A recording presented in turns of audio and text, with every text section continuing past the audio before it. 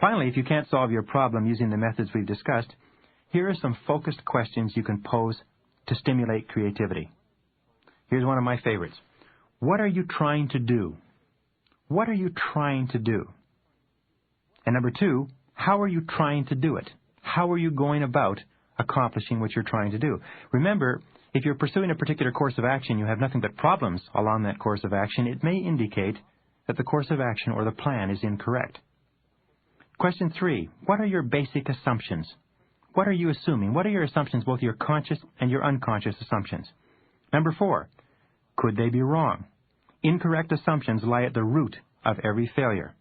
Whenever you find yourself experiencing frustration in achieving a particular goal, almost invariably you have made incorrect assumptions, and you have to go back into the past, back into the history of the situation and say, what assumptions have we made here?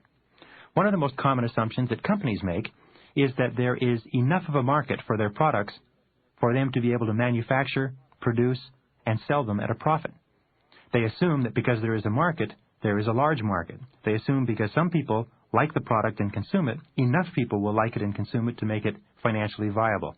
Sometimes in questioning that assumption, they realize that a large company or any company cannot afford to produce a product for which there's a limited market.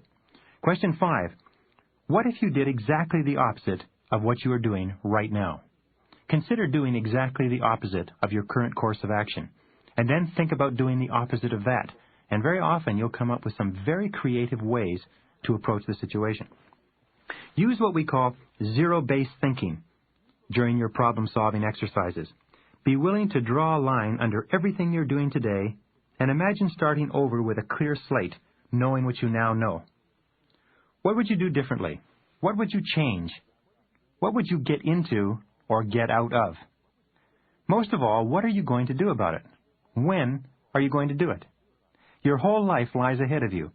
Your key to success, wealth, happiness, and personal fulfillment lies in tapping your creative capability.